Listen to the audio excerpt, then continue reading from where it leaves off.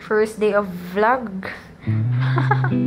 So, ito yung ginawa ko. Pagbangon ko, nagdasal agad ako. Everyday ko itong ginagawa, guys. Kasi nagpapasalamat talaga ako sa Panginoon dahil ginising niya pa ako. And then, nanghingi talaga ako ng gabay everyday sa Kanya hanggang matapos yung araw.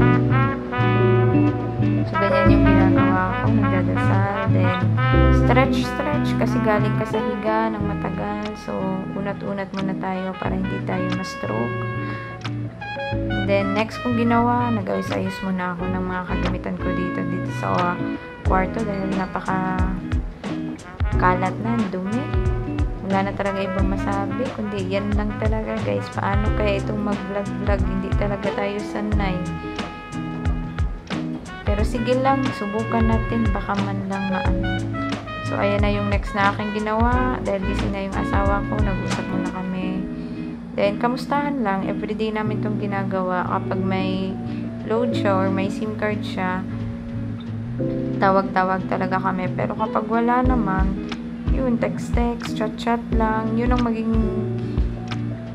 maging karanasan natin na sa Siemens wife. Charot lang, guys.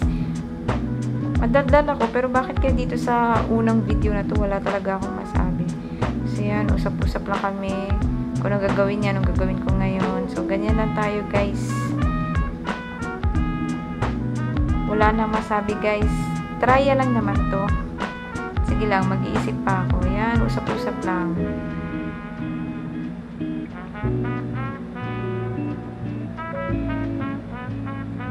Yan, nagsasalita ako dahil di pa kami nagla-lunch niyan. Anong oras na? Hindi na maayos yung pagkain namin dito dahil wala na sa oras. Hanggang sa matapos, kasi maliligo na siya, maliligo na rin ako. Then tatawag ulit yan siya, guys, kapag tapos na siya maligo at kumain.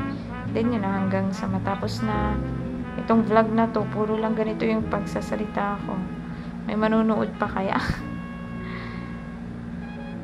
Ayan na, guys. Pagkatapos kong maligo, umalis kami. Yan. Feeling imotera lang. Tingin-tingin lang sa labas na sasakyan. Actually, may pupuntahan kami yan, guys. Yan lang. Emote-emote lang tayo, guys. So, yan lang, guys. Bye!